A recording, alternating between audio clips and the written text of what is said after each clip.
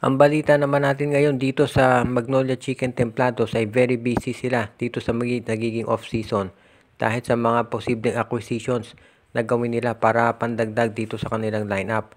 At ang isang nakikita natin gagawin ng Magnolia ngayon ay pumasok sa isang 3-team trade kung saan makakasama nila itong Converge Fiber Excess at ang Meralco Bolts. Ito ay dalawa pang teams na gustong mag-improve sa naging performance nila sa Governors Cup. So hindi na nakagugulat na magkakaroon ng 3-team trade proposal na kabilang ang tatlong nabanggit na koponan.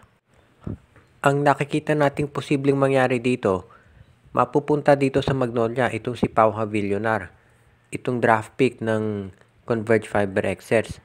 Samantala naman dito sa Meralco makukuha nila si Rome De La Rosa at ito namang Converge Fiber Excess makukuha itong si Alain Maliksi. Parang yan ang magiging setup ngayon. Itong si Pau Havillonar hindi pa maglalaro ngayong season na to dahil nag-commit siya sa Letran. Pero ang Magnolia ay willing daw na mag-intay dahil ito ay malaking bagay para sa kanilang lineup. Nakita kasi ng Magnolia yung nangyari dito sa Game 5 kontra sa Rain or Shine Erasto Painters nung hindi nakapaglaro si Xavier Lucero. Nahihirapan talaga ang Magnolia kaya gusto nila na magkaroon ng isa pang backup na power forward center. At yan ay mapupunuan ni Pau Havillonar kaya yan ang gusto nilang kunin. At yan din ang dahilan kung bakit sila ay willing na mag-intay dito bago kahit na hindi siya makapaglalaro dito sa Commissioner's Cup. Willing silang mag-intay dahil alam nila malaking maitulong ni Havillonar para dito sa kanilang lineup dahil yan ang kinakailangan ngayon ni Coach Chito Victorero.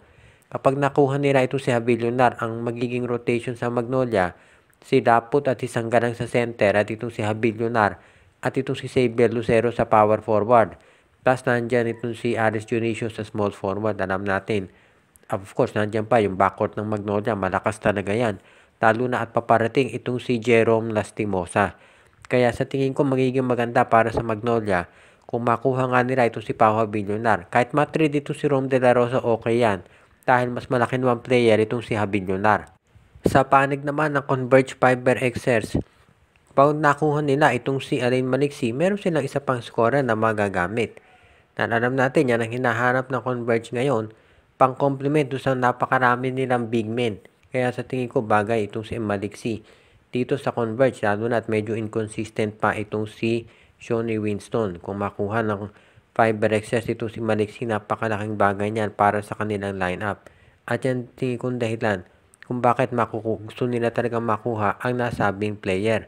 At sa panig naman ng Meralco Bolts, alam din natin na naghahanap sila ng mga players na makatutulong sa depensa at yan makikita natin ang value nitong si Rome De La Rosa.